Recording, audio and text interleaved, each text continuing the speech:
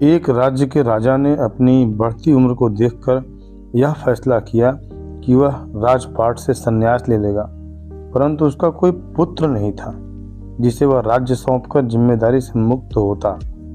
राजा की एक पुत्री थी जिसकी विवाह की योजना भी राजा को ही बनानी थी।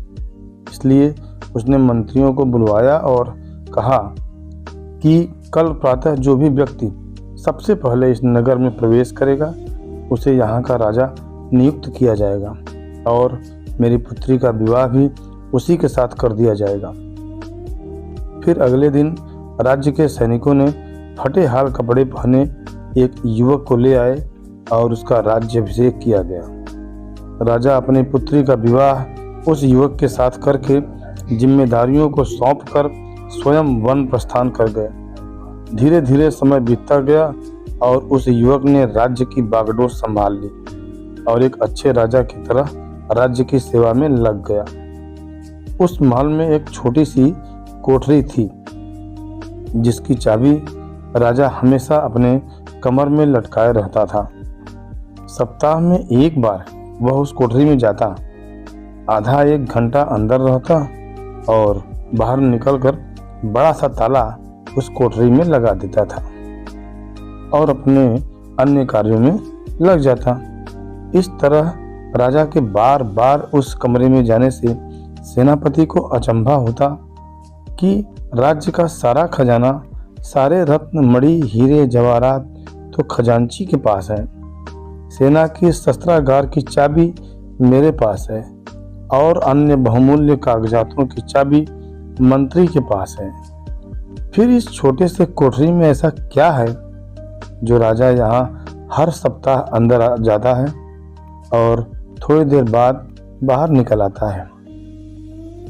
सेनापति से रहा नहीं गया। उसने हिम्मत करके राजा से पूछा कि राजन, यदि आप क्षमा करें तो यह बताइए कि उस कमरे में ऐसी कौन सी वस्तु है जिसकी सुरक्षा की आपको इतनी फिक्र है। राजा गुस्से से बोले, सेनापति, यह तुम्हारे पूछने का विषय नहीं है। यह प्रश्न दोबारा कभी मत करना। अब तो सेनापति का शक और भी बढ़ गया।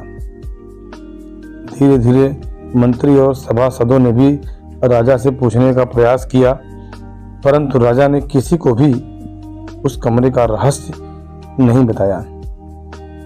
बात महारानी तक पहुंच गई और आप तो जानते हैं कि स्त्री हट के आगे किसी की भी नहीं चलती। रानी ने खाना पीना त्याग दिया और उस कोठरी की सच्चाई जानने की जिद करने लगी।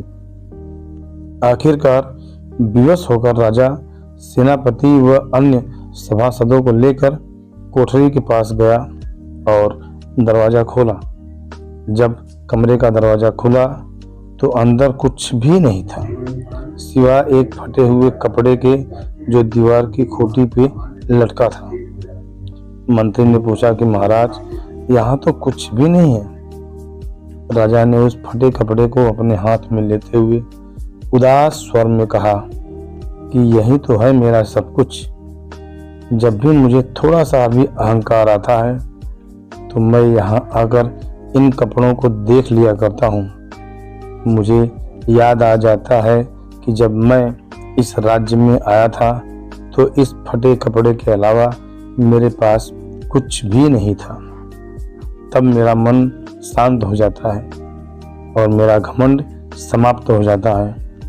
तब मैं बाहर वापस आकर आ जाता हूँ।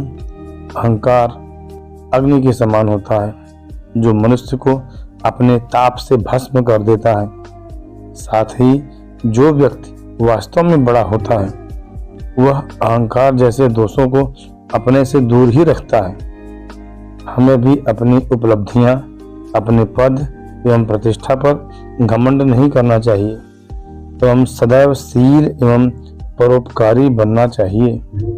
दोस्तों, कहानी अगर पसंद आई हो तो कृपया चैनल को लाइक एवं सब्सक्राइब जरूर करें और अधिक से अधिक अपने दोस्तों में शेयर भी करें।